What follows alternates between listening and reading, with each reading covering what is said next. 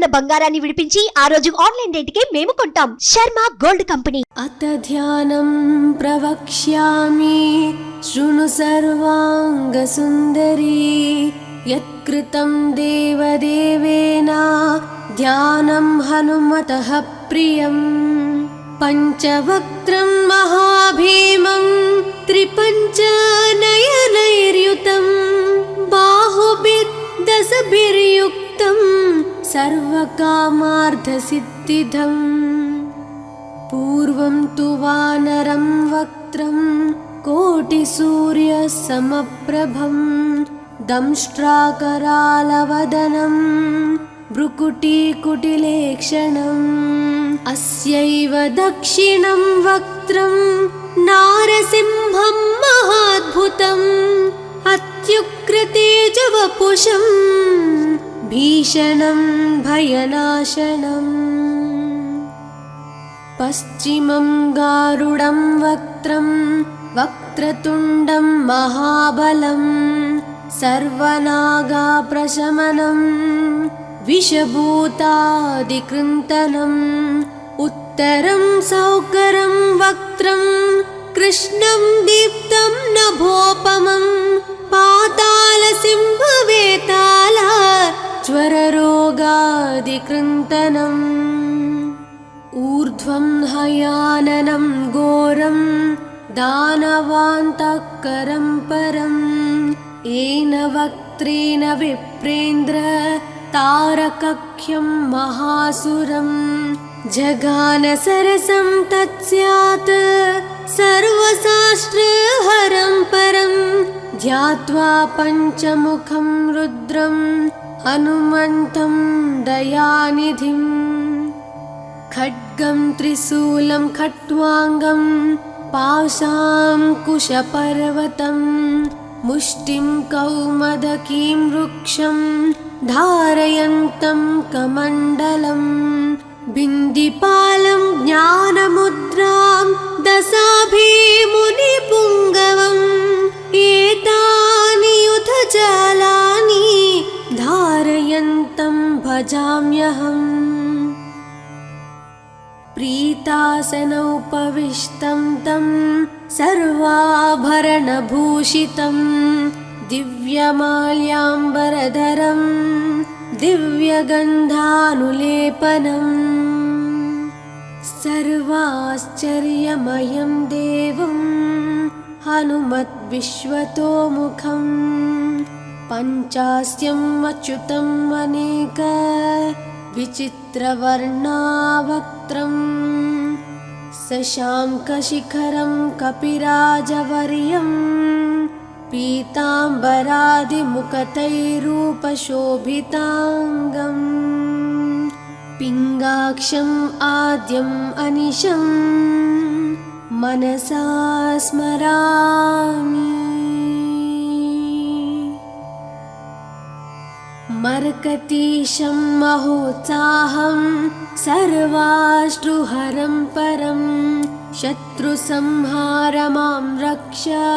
श्रीमन्नापडनुद्धर ॐ हरिमरकटमरकटमन्त्रमिदं परिलिख्यति लिख्यति वामतले यदि नश्यति नश्यति शत्रुकलां यदि मुञ्चति मुञ्चति वामलता इदं कवचं पठित्वात् महाकवच पठे नरः एकवारं जपे स्तोत्रं सर्वशत्रुनिवारणं द्विवारं तु पठे नित्यं पुत्रपौत्राप्रवर्धनं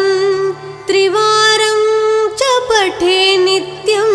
सर्वसमाप्तकरं शुभम् चतुर्वारं पठे नित्यं सर्वरोगनिवारणं पञ्चवारं पठे नित्यं सर्वलोकवशङ्करं षड्वारं च पठे नित्यं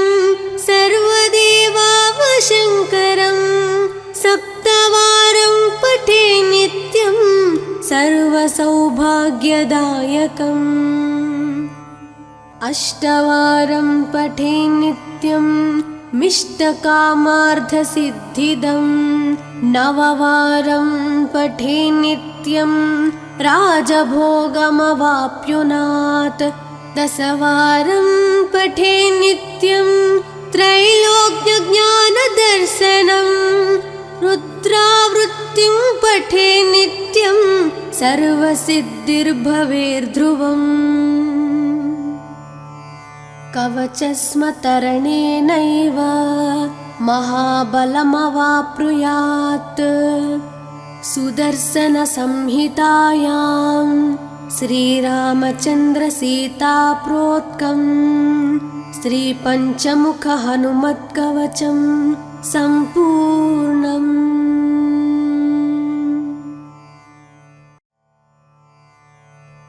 अथ ध्यानं प्रवक्ष्यामि शृणु सर्वाङ्गसुन्दरी यत्कृतं देवदेवेन ध्यानं हनुमतः प्रियं पञ्चवक्त्रं महाभीमं त्रिपञ्चनयनैर्युतं बाहुभिर्दशभिर्युक्तं सर्वकामार्थसिद्धिदम् पूर्वं तु वानरं वक्त्रं कोटिसूर्यसमप्रभं दंष्ट्राकरालवदनं भ्रुकुटीकुटिलेक्षणम् अस्यैव दक्षिणं वक्त्रं नारसिंहं महाद्भुतम्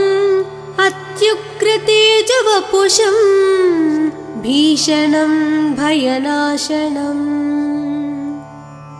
पश्चिमं गारुडं वक्त्रं वक्रतुण्डं महाबलं सर्वनागाप्रशमनं विषभूतादिकृन्तनम् उत्तरं सौकरं वक्त्रं कृष्णं दीप्तं नभोपमं पातालसिंहवेताल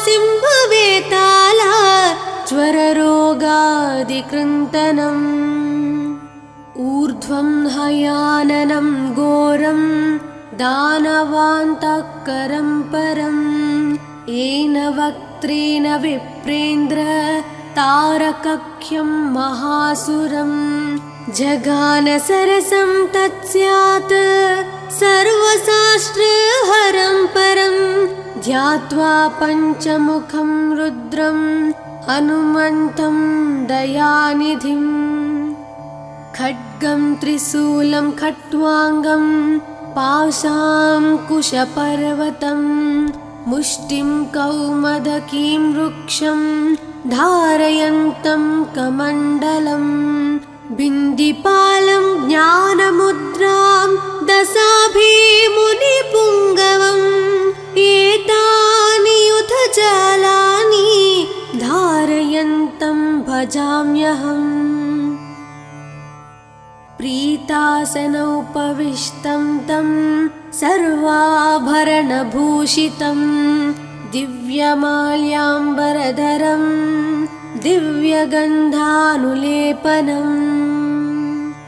सर्वाश्चर्यमयं देवं हनुमद्विश्वतोमुखं पञ्चास्यम् अच्युतम् अनेक विचित्रवर्णावक्त्रं शशाङ्कशिखरं कपिराजवर्यं पीताम्बरादिमुखतैरूपशोभिताङ्गम् पिङ्गाक्षम् आद्यम् अनिशं मनसा स्मरामि मर्कतीशं महोत्साहं सर्वाश्रुहरं परं शत्रुसंहार मां रक्ष श्रीमन्नापडनुद्धर ॐ हरिमरकटमरकटमन्त्रमिदं परिलिखियति लिखियति वामतले यदि नश्यति नश्यति शत्रुकलां यदि मुञ्चति मुञ्चति वामलता इदं कवचं पठित्वात् महाकवच पठे नरः एकवारं जपे स्तोत्रं सर्वशत्रुनिवारणं द्विवारं तु पठे नित्यं पुत्रपौत्राप्रवर्धनं त्रिवारं च पठे नित्यं सर्वसमाप्तकरं शुभम् चतुर्वारं पठे नित्यं सर्वरोगनिवारणं पञ्चवारं पठे नित्यं सर्वलोकवशङ्करं षड्वारं च पठे नित्यं सर्वदेवावशङ्करं सप्तवारं पठे नित्यं सर्वसौभाग्यदायकम् अष्टवारं पठे नित्यं मिष्टकामार्थसिद्धिदं नववारं पठे नित्यं राजभोगमवाप्नुयात् दशवारं पठे नित्यं त्रैलोक्यज्ञानदर्शनं रुद्रावृत्तिं पठे नित्यं सर्वसिद्धिर्भवेर्ध्रुवम् कवचस्मतरणेनैव महाबलमवाप्नुयात् सुदर्शनसंहितायां श्रीरामचन्द्रसीताप्रोक्तं श्रीपञ्चमुखहनुमत्कवचं सम्पूर्णम्।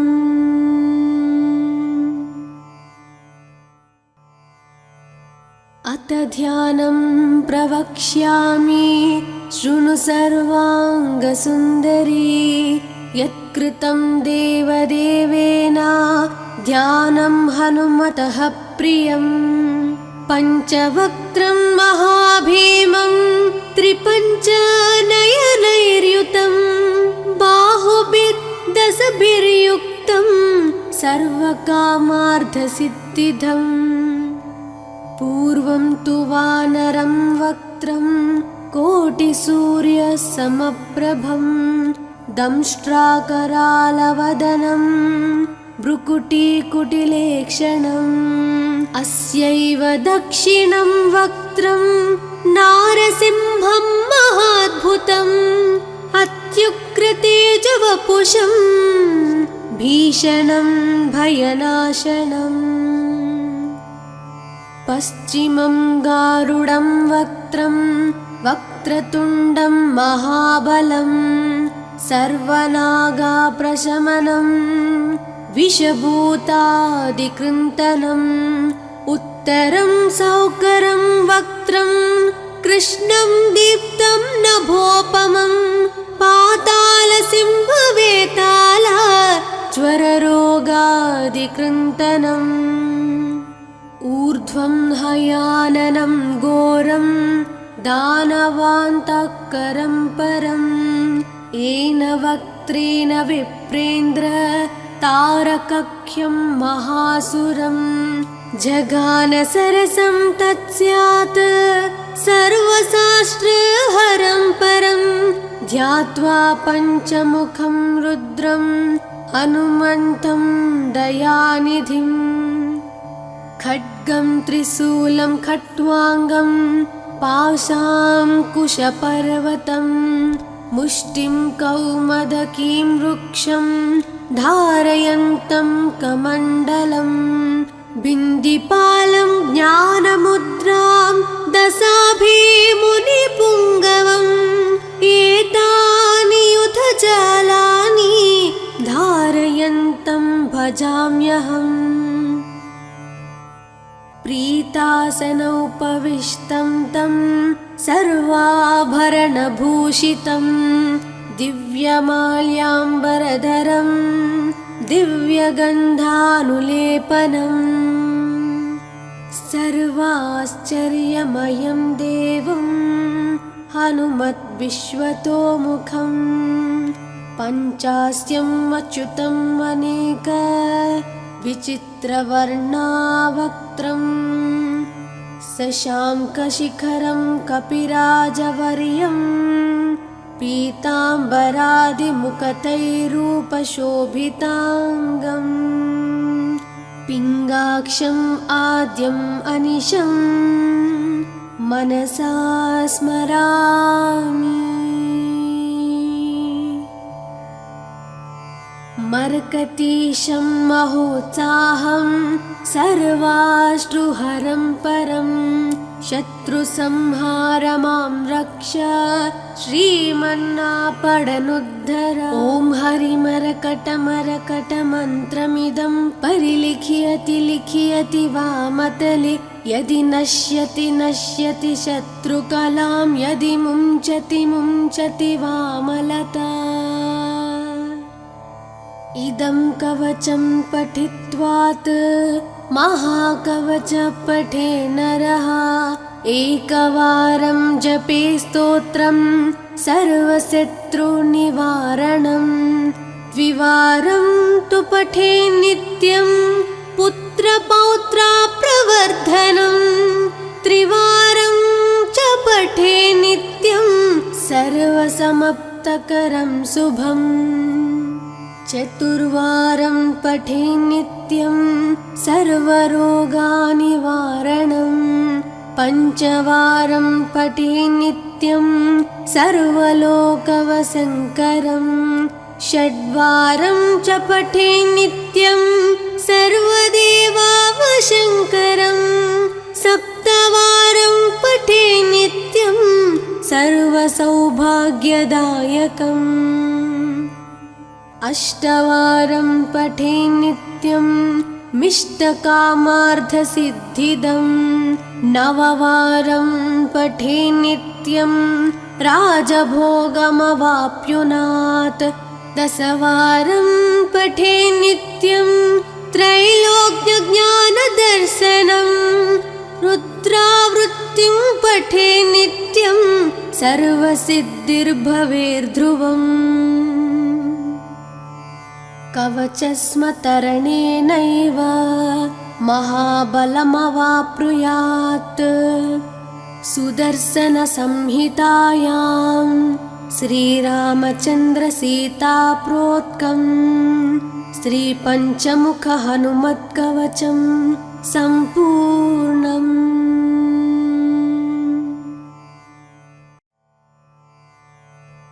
अथ ध्यानं प्रवक्ष्यामि शृणु सर्वाङ्गसुन्दरी यत्कृतं देवदेवेन ध्यानं हनुमतः प्रियं पञ्चवक्त्रं महाभीमं त्रिपञ्चनयनैर्युतं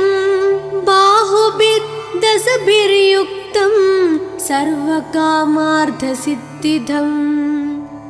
पूर्वं तु वानरं वक्त्रं कोटिसूर्यसमप्रभं दंष्ट्राकरालवदनं भ्रुकुटीकुटिलेक्षणम् अस्यैव दक्षिणं वक्त्रं नारसिंहं महाद्भुतम् अत्युग्रतेजवपुषं भीषणं भयनाशनम् पश्चिमं गारुडं वक्त्रं वक्रतुण्डं महाबलं सर्वनागाप्रशमनं विषभूतादिकृन्तनम् उत्तरं सौकरं वक्त्रं कृष्णं दीप्तं नभोपमं पातालसिंहवेताल ज्वररोगादिकृन्तनम् ऊर्ध्वं हयाननं घोरं दानवान्तकरं परं येन वक्त्रेण विप्रेन्द्र तारकख्यं महासुरं जगानसरसं तत्स्यात् सर्वशास्त्रहरं परं ध्यात्वा पञ्चमुखं रुद्रं हनुमन्तं दयानिधिम् खड्गं त्रिशूलं खट्वाङ्गं पाशाङ्कुशपर्वतं मुष्टिं कौमदकीं वृक्षं धारयन्तं कमण्डलं बिन्दिपालं ज्ञानमुद्रां दशाभिमुनिपुङ्गवम्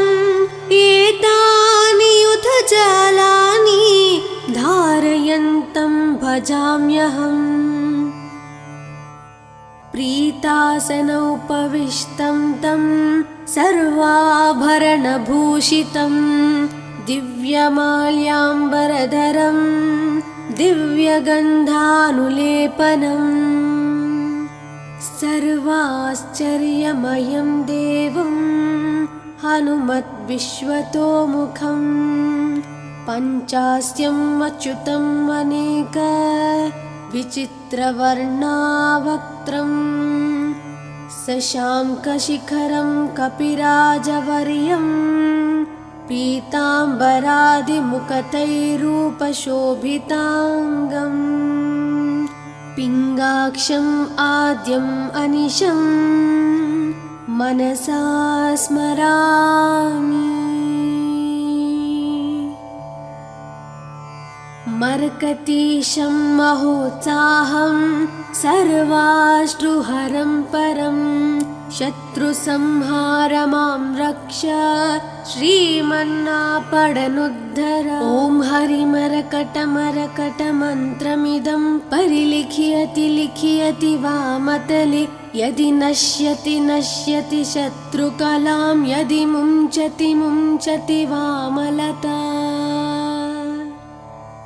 इदं कवचं पठित्वात् महाकवच पठे नरः एकवारं जपे स्तोत्रं सर्वशत्रुनिवारणं द्विवारं तु पठे नित्यं पुत्रपौत्रप्रवर्धनं त्रिवारं च पठे नित्यं सर्वसमाप्तकरं शुभम् चतुर्वारं पठे नित्यं सर्वरोगनिवारणं पञ्चवारं पठे नित्यं सर्वलोकवशङ्करं षड्वारं च पठे नित्यं सर्वदेवावशङ्करं सप्तवारं पठे नित्यं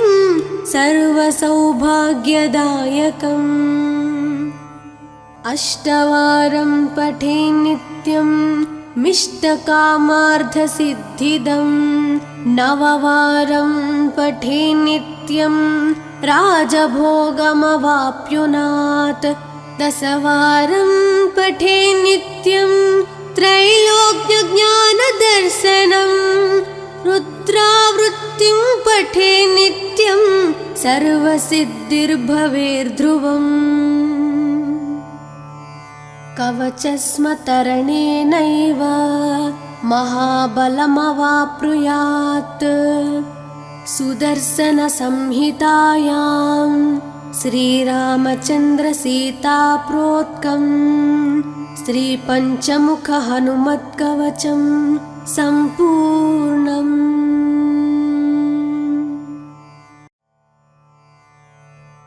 अथ ध्यानं प्रवक्ष्यामि शृणु सर्वाङ्गसुन्दरी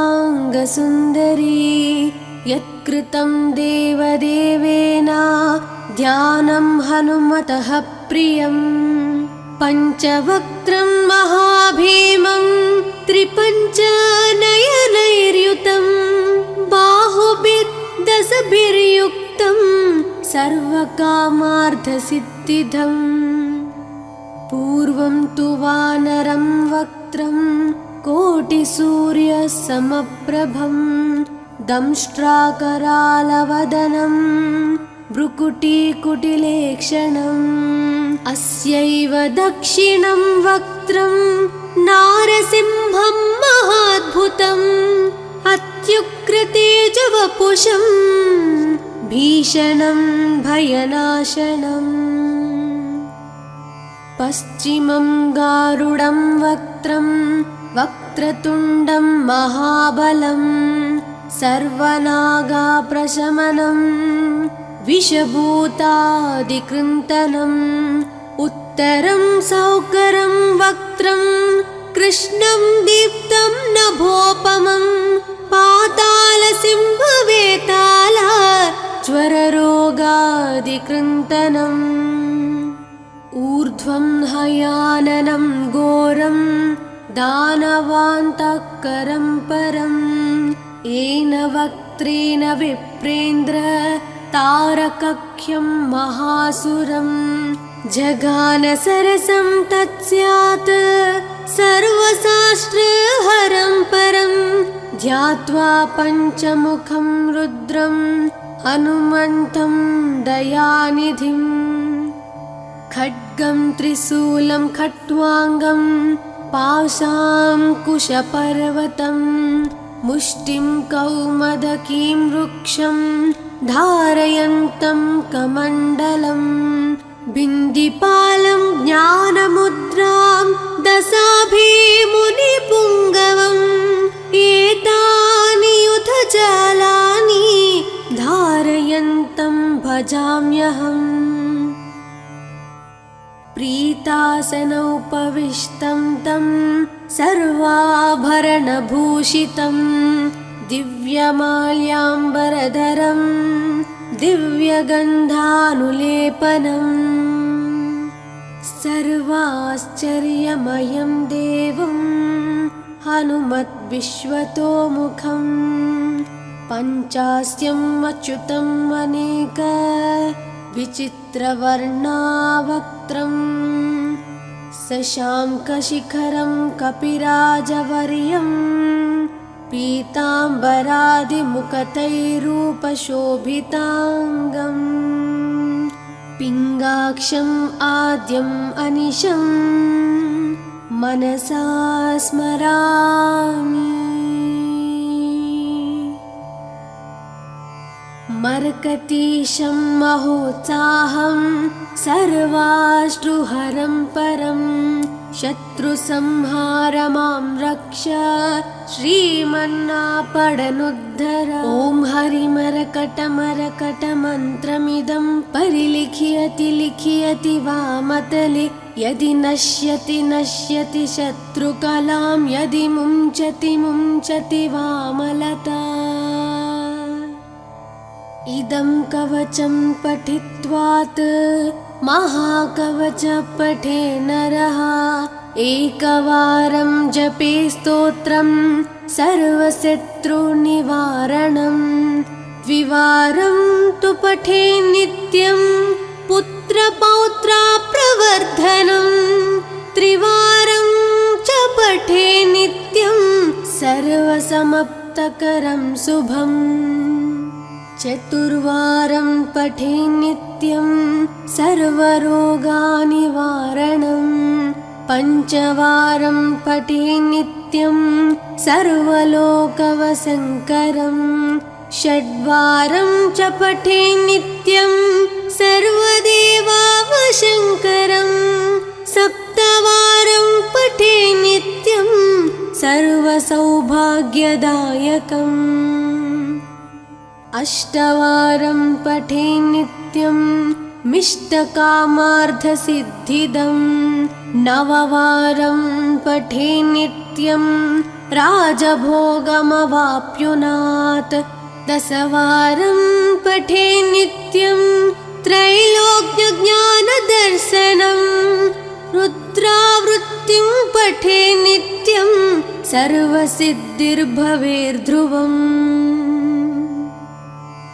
कवचस्मतरणेनैव महाबलमवाप्नुयात्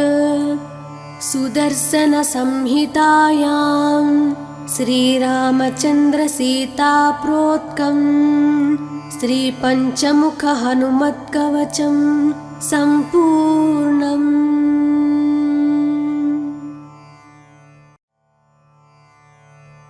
अथ ध्यानं प्रवक्ष्यामि शृणु सर्वाङ्गसुन्दरी यत्कृतं देवदेवेन ध्यानं हनुमतः प्रियं पञ्चवक्त्रं महाभीमं त्रिपञ्चनयनैर्युतं बाहुभिर्दशभिर्युक्तं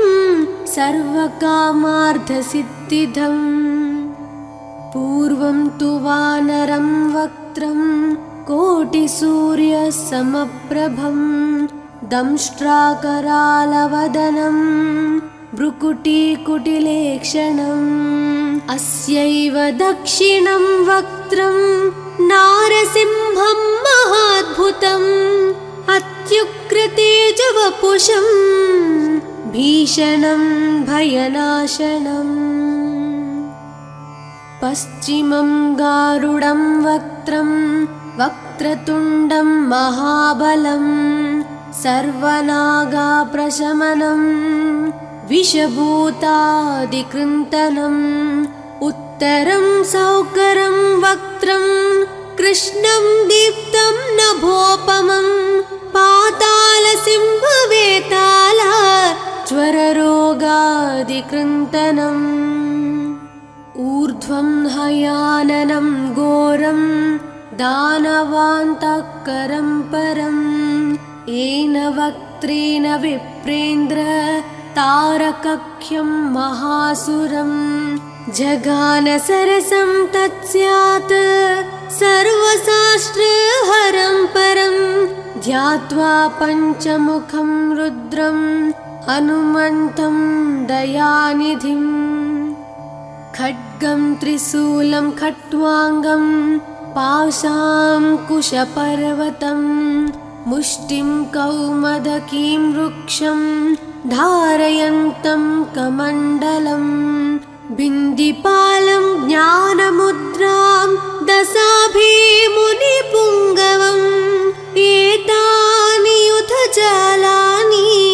धारयन्तं भजाम्यहम् प्रीतासनोपविष्टं तं सर्वाभरणभूषितं दिव्यमाल्याम्बरधरं दिव्यगन्धानुलेपनम् सर्वाश्चर्यमयं देवं हनुमद्विश्वतोमुखं पञ्चास्यम् अच्युतम् अनेक विचित्रवर्णावक्त्रं शशाङ्कशिखरं कपिराजवर्यं पीताम्बरादिमुखतैरूपशोभिताङ्गम् पिङ्गाक्षम् आद्यम् अनिशं मनसा स्मरामि मर्कतीशं महोत्साहं सर्वाश्रुहरं परं शत्रुसंहारमां रक्ष श्रीमन्नापडनुद्धर ॐ हरिमरकटमरकटमन्त्रमिदं परिलिख्यति लिख्यति वामतले यदि नश्यति नश्यति शत्रुकलां यदि मुञ्चति मुञ्चति वामलता इदं कवचं पठित्वात् महाकवच पठे नरः एकवारं जपे स्तोत्रं सर्वशत्रुनिवारणं द्विवारं तु पठे नित्यं पुत्रपौत्राप्रवर्धनं त्रिवारं च पठे नित्यं सर्वसमाप्तकरं शुभम् चतुर्वारं पठे नित्यं सर्वरोगानिवारणं पञ्चवारं पठे नित्यं सर्वलोकवशङ्करं षड्वारं च पठे नित्यं सर्वदेवावशङ्करं सप्तवारं पठे नित्यं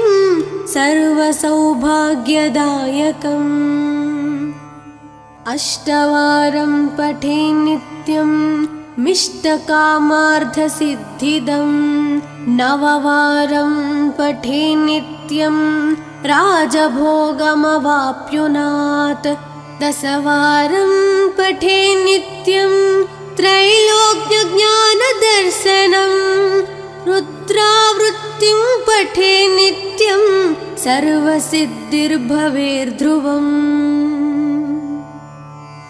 कवचस्मतरणेनैव महाबलमवाप्नुयात् सुदर्शनसंहितायां श्रीरामचन्द्रसीताप्रोक्तं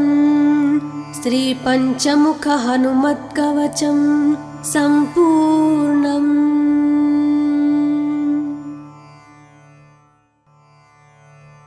अथ ध्यानं प्रवक्ष्यामि शृणु सर्वाङ्गसुन्दरी। यत्कृतं देवदेवेन ध्यानं हनुमतः प्रियं। पञ्चवक्त्रं महाभीमं त्रिपञ्चनयनैर्युतं बाहुभिर्दशभिर्युक्तं सर्वकामार्थसिद्धिदम्। पूर्वं तु वानरं वक्त्रं कोटिसूर्यसमप्रभं दंष्ट्राकरालवदनं भ्रुकुटीकुटिलेक्षणम्। अस्यैव दक्षिणं वक्त्रं नारसिंहं महाद्भुतम् अत्युग्रतेजवपुषं भीषणं भयनाशनम्। पश्चिमं गारुडं वक्त्रं वक्रतुण्डं महाबलं सर्वनागाप्रशमनं विषभूतादिकृन्तनम्। उत्तरं सौकरं वक्त्रं कृष्णं दीप्तं नभोपमं पातालसिंहवेताल ज्वररोगादिकृन्तनम्। ऊर्ध्वं हयाननं घोरं दानवान्तःकरं परम् येन वक्त्रेण विप्रेन्द्र तारकख्यं महासुरम्। जगानसरसं तत्स्यात् सर्वशास्त्रहरं परं ध्यात्वा पञ्चमुखं रुद्रं हनुमन्तं दयानिधिम्। खड्गं त्रिशूलं खट्वाङ्गं पाशां कुशपर्वतं मुष्टिं कौमदकीं वृक्षं धारयन्तं कमण्डलम्। बिन्दिपालं ज्ञानमुद्रां दशाभिमुनिपुङ्गवम् एतानि युधजालानि धारयन्तं भजाम्यहम्। प्रीतासनोपविष्टं तं सर्वाभरणभूषितं दिव्यमाल्याम्बरधरं दिव्यगन्धानुलेपनम्। सर्वाश्चर्यमयं देवं हनुमद्विश्वतोमुखं पञ्चास्यम् अच्युतम् अनेक विचित्रवर्णावक्त्रं शशाङ्कशिखरं कपिराजवर्यं पीताम्बरादिमुकुटैरूपशोभिताङ्गम्। पिङ्गाक्षम् आद्यम् अनिशं मनसा स्मरामि। मर्कतीशं महोत्साहं सर्वाश्रुहरं परं शत्रुसंहारमां रक्ष श्रीमन्नापडनुद्धर। ॐ हरिमरकटमरकटमन्त्रमिदं परिलिख्यति लिख्यति वामतले यदि नश्यति नश्यति शत्रुकलां यदि मुञ्चति मुञ्चति वामलता। इदं कवचं पठित्वात् महाकवच पठे नरः एकवारं जपे स्तोत्रं सर्वशत्रुनिवारणम्। द्विवारं तु पठे नित्यं पुत्रपौत्राप्रवर्धनम्। त्रिवारं च पठे नित्यं सर्वसमाप्तकरं शुभम्। चतुर्वारं पठे नित्यं सर्वरोगनिवारणम्। पञ्चवारं पठे नित्यं सर्वलोकवशङ्करम्। षड्वारं च पठे नित्यं सर्वदेवैकवन्द्यम्।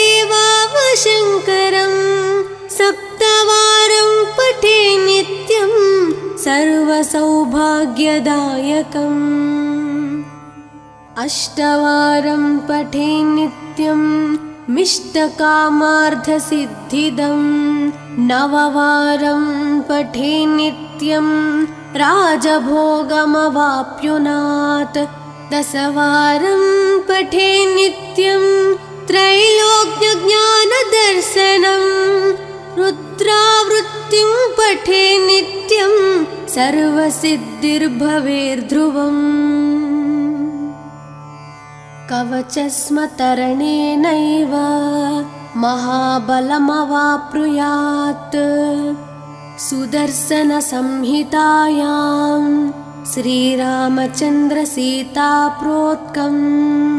श्रीपञ्चमुखहनुमत्कवचं सम्पूर्णम्।